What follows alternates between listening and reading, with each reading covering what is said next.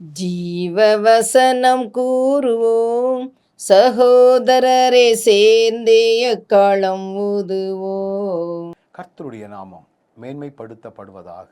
கிறிஸ்துவுக்குள் அன்பானவர்களே, இந்த நாளிலும் ஜீவ வார்த்தை ஒன்றை நாம் கேட்போம். பிரசங்கியின் புஸ்தகம் 8வது அதிகாரம் 11வது வசனம் இப்படி சொல்லுகிறது: துர்க்கிரியைகளுக்கு தக்க தண்டனை சீக்கிரமாய் நடவாதபடியால் மனுபுத்திரனின் இருதயம் பொல்லாப்பை செய்ய அவர்களுக்கு துணிகரம் கொண்டிருக்கிறது. இந்த வசனத்தை பார்த்தீங்கன்னா, மனுபுத்திரனுடைய இருதயம் பொல்லாப்பு செய்கிறதற்கு துணிகரம்.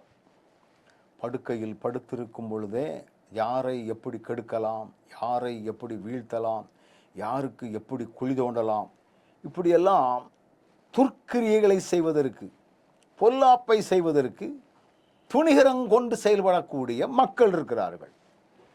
ஏன் அப்படி ஒரு எண்ணம் வருது அப்படின்னா, துர்க்கிரியைகளுக்கு தக்க தண்டனை சீக்கிரமாய் நடவாதபடியால் நிறைய துர்க்கிரியைகளை செய்கிறோம், துணிகரமாய் பாவங்களை செய்கிறோம், துணிந்து அடிக்கிறோம். இது தப்புன்னு செஞ்சாலும் தப்புக்கு ஒத்து போகிறோம். அதுக்குரிய தண்டனை உடனே வரல. அதனால நமக்கு ஒரு மேட்டிமை. அதனால தான் வசனம் இப்படி சொல்லுகிறது பாருங்கள்: மனுபுத்திரனுடைய இருதயம் பொல்லாப்பு செய்ய.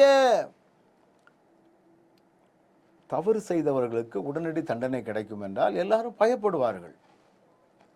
அயல் நாடுகளில் எல்லாம் தவறு செய்தால் அங்கே உடனே தண்டனை, மாற்றமே இல்லை. அதுவும் கல்ஃப் கண்ட்ரிலெல்லாம் பார்த்தீங்கன்னா ரொம்ப விக்கிரசான தண்டனை.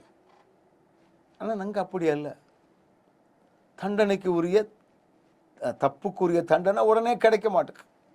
மனுஷனுக்கு மேட்டிமை. நம்ம குரூப்பு தான் இருக்குது, நமக்கு சாதகமான கட்சி இருக்குது, நமக்கு ரெக்கமெண்ட் பண்ணதுக்கு ஆள் இருக்குது, அதனால துணிகரங்கொள்ளுதோம்.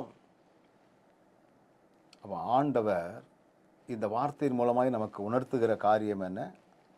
எங்கள் இருதயத்துக்குள்ள பொல்லாப்பு செய்கின்ற துணிகரம் வந்துடக்கூடாது.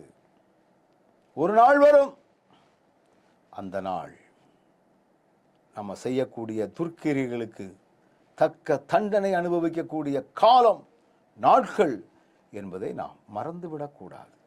கவனத்தோடு இருப்போமா?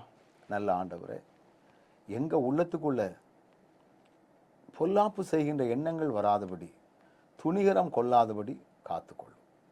இயேசுவின் நாமத்தில் ஜெபிக்கிறோம் நல்ல பிதாவே, ஆமென்.